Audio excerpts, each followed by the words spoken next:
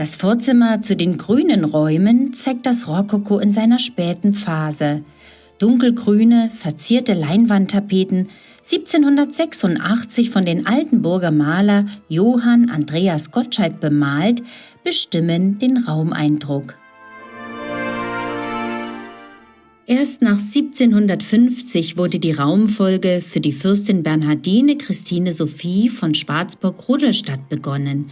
Sie ist spiegelgleich zu den Räumen des Fürsten angeordnet. Durch den frühen Tod der Fürstin im Jahr 1757 wurden die Räume als Musik- und Gesellschaftszimmer genutzt.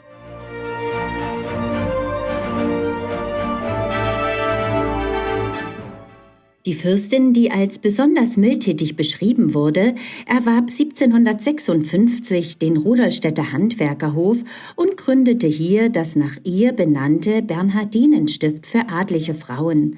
Die Einweihungsfeier erlebte die Fürstin nicht mehr. Sie starb erst 33-jährig, tief betrauert von ihrem Ehemann, der nicht wieder heiratete.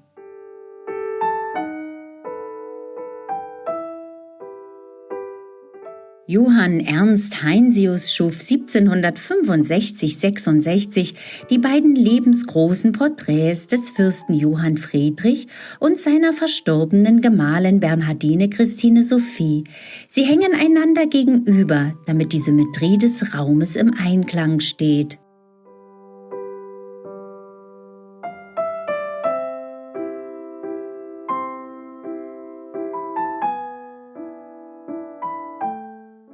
Das Kleid wirkt wunderschön, aber die Taille ist sehr schmal. Es ist ein Korsett. Dieses wurde von allen Damen von Kindesbeinen an getragen, welche sich am Hofe bewegten. Durch die Metallstäbe im Reifrock war das Gewand sehr schwer. Da die Fürstin die grüne Raumfolge durch ihren frühen Tod nicht mehr nutzen konnte, erfolgte deren Umgestaltung zum Musik- und Gesellschaftszimmer. Die Gemälde über den Türen stellen Szenen höfischen Lebens dar. Auf diesen 6 quadratischen Ölbildern beschäftigen sich Damen und ihre Kavaliere mit Musik, Malerei, Bildhauerei, Architektur, Astrologie und Poesie.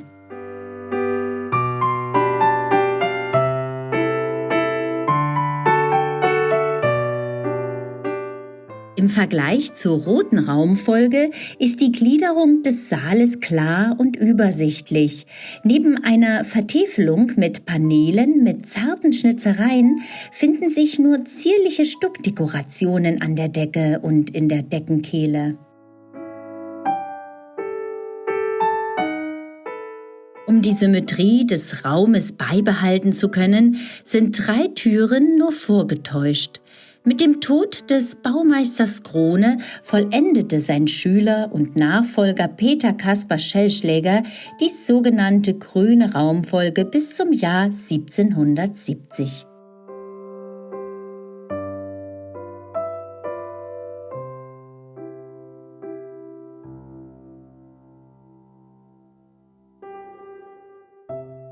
Musikinstrumente aus Stuck in der Deckenkehle verweisen in diesem Raum auf die musikalische Nutzung für Übungsstunden und kleinere Konzerte. Durch ein Absenken des Fußbodens zur Mitte hin, einer Aufwölbung der Decke nach oben und dem Ausrunden der Raumecken verfügt der Raum über eine besondere Akustik. Ein Klatschen und auch Singen im Zentrum des Raumes direkt unter dem Kronleuchter macht den Effekt auch heute noch hörbar. Ein verblüffender Nachhall der Töne.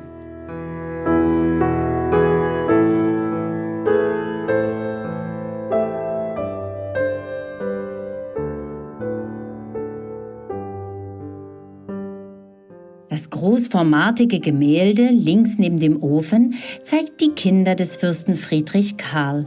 Der Hofmaler Friedrich Wilhelm Christoph Morgenstern stellte die Prinzen und Prinzessinnen Therese Sophie Henriette, den späteren Thronfolger Ludwig Friedrich, die Zwillinge Wilhelmine Friederike Caroline und Christiane Luise sowie Karl Günther in höfischer Kleidung beim Spielen und den Lektionen am Hofe dar.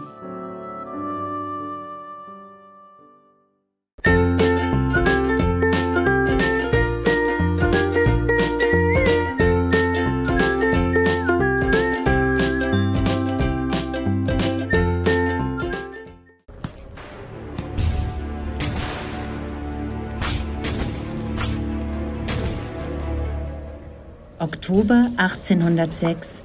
Thüringen wird Kriegsschauplatz.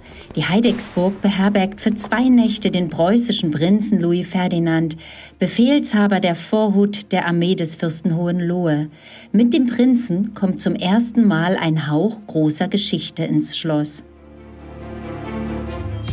Der 3. Sohn des Prinzen Ferdinand von Preußen und seiner Gemahlin, der geborenen Prinzessin Anna Elisabeth Luise von Brandenburg-Schwedt und Neffe König Friedrichs des Großen, erhielt den Taufnamen Friedrich Ludwig Christian. Seine letzte Nacht auf der Heidecksburg vom 9. zum 10. Oktober verbringt der Prinz in Unruhe.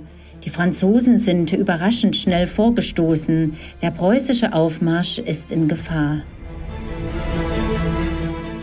Aus dem Salon des Prinzen dringt sein wildes Klavierspiel. Im Schlaf erscheint Louis Ferdinand, so wird später berichtet, die Weiße Frau, die Unheilkünderin der Hohenzollern.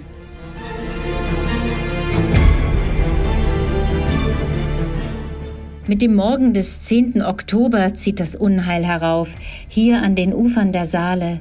Louis Ferdinand hat mit seinen Truppen die erste ernsthafte Schlacht des Dramas von Jena und Auerstedt zu schlagen.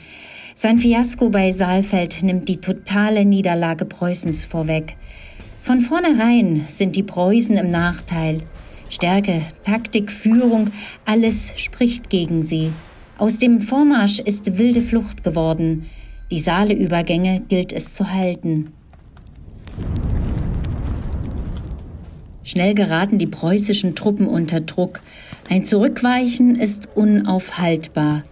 Auf dem Weg zu seinem intakten Flügel wird er von französischen Reitern gestellt. Mehrfach verwundet sinkt er tot vom Pferd.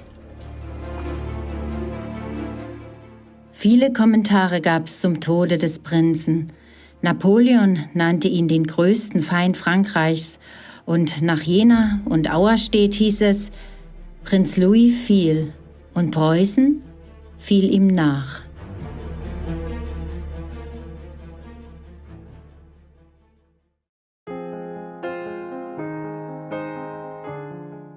Die ehemaligen fürstlichen Wohnräume des Südflügels blieben vom Schlossbrand 1735 weitestgehend verschont. Sie wurden jedoch bis 1918 immer wieder entsprechend der jeweiligen Mode umgestaltet.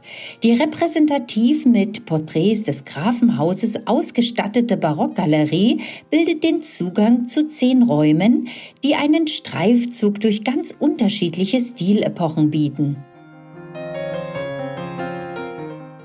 Ausgehend von einer Raumfassung des frühen 16. Jahrhunderts mit schweren Balkendecken finden sich Zimmer im Stile des Frühbarock, des Klassizismus, des Biedermeiers bis hin zum Neorokoko des ausgehenden 19. Jahrhunderts. Diese bewohnte das letzte Fürstenpaar bis zum Jahre 1918. Im letzten Drittel des 19. Jahrhunderts erfolgte die Einrichtung des Garderobenzimmers. Seine Längswand wird von einem eingebauten Kleiderschrank beherrscht, dessen Teile aus schwedischer Birke gefertigt wurden. Hinter dem Schrank verbergen sich 2 weitere kleine Zimmer, die in einer Bohlenmalerei die 3 Zyklen der Josefsgeschichte zeigen. In diesen kleinen Zimmern hatte die letzte Fürstin ein kleines Fotolabor, eine sogenannte Dunkelkammer.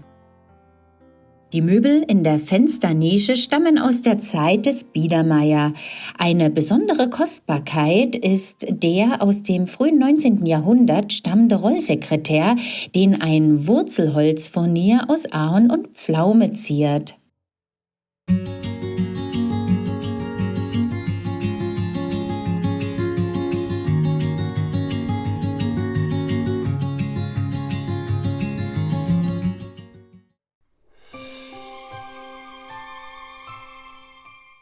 Im späten 19. Jahrhundert war das heutige Tapetenzimmer als fürstlicher Schlafraum ausgestattet worden.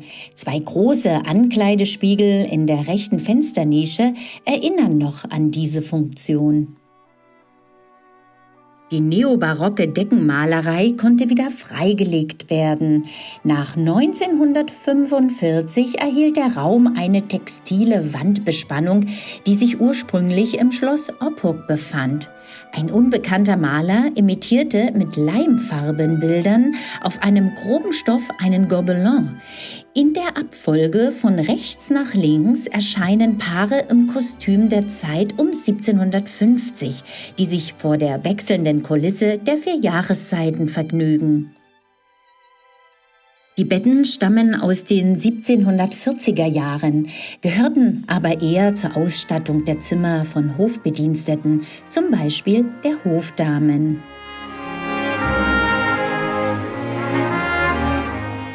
Was bedeutet eigentlich Barock?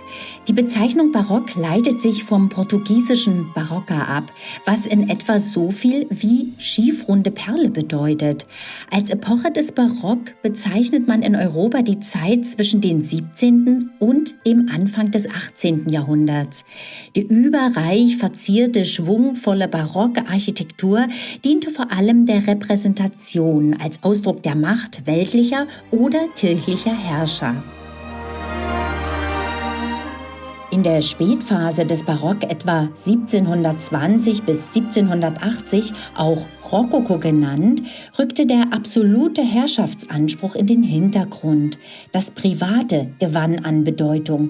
In der Architektur äußerte sich dieser Wandel in wohnlicheren Räumen, die statt barocker Schwerfälligkeit mit einem hellen, verspielt eleganten Ambiente aufwarteten. Besonders charakteristisch für das Rokoko ist das muschelförmige Dekor, welcher diese Epoche ihren Namen verlieh.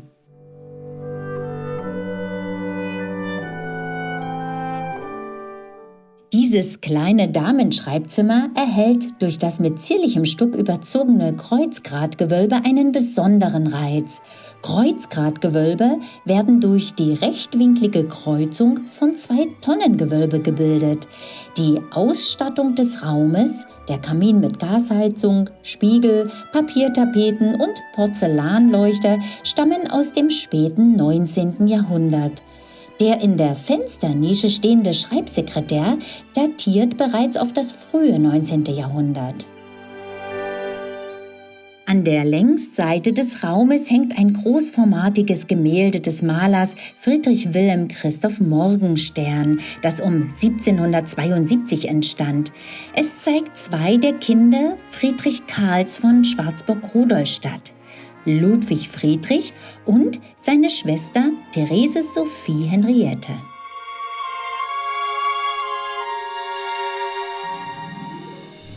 Der Grund dafür, dass Rudolstadt heute ein Theater besitzt, ist wahrscheinlich das traditionelle Vogelschießen. Im Jahr 1792 ordnete Fürst Friedrich Karl von Schwarzburg-Rudolstadt die Errichtung eines Komödiantenhauses an, das den Bürgern für die Zeit des beliebten Volksfestes Bildung und Kultur vermitteln sollte. In Rudolstadt entstand schließlich ein bescheidener, leichter Holz- und Fachwerkbau, der am 26. Juli 1793 eröffnet wurde. Die erste Saison dauerte knapp 2 Monate. Auch Johann Wolfgang von Goethe ließ seine Schauspieltruppe aus Weimar, die damals die allererste Adresse in Deutschland war, in Rudolstadt gastieren. Er übernahm im Jahr 1794 sowie von 1796 bis 1803 die Programmauswahl und zeigte dem Publikum das Neueste und Aufregendste, was Theater zu seiner Zeit zu bieten hatte. Dazu gehörten seine eigenen Werke, aber vor allem die neuen Dramen Schillers und die Opern Mozarts. Es war in Rudolstadt, wo sich Friedrich Schiller und Goethe am 7. September 1788 das erste Mal persönlich begegneten. Schiller genoss in der schwarzburgischen Residenz die Zuneigung der Lengefeld-Schwestern und bekam entscheidende Anregungen für seine Ballade »Das Lied von der Glocke«. Seine Dramen wie Die Räuber und Don Carlos waren dem hiesigen Publikum aber oftmals zu modern. Trotz allem und obwohl das Haus mit 500 Sitz- und Stehplätzen für eine 4000 Einwohnergemeinde ziemlich groß schien, waren die Vorstellungen meist sehr gut besucht.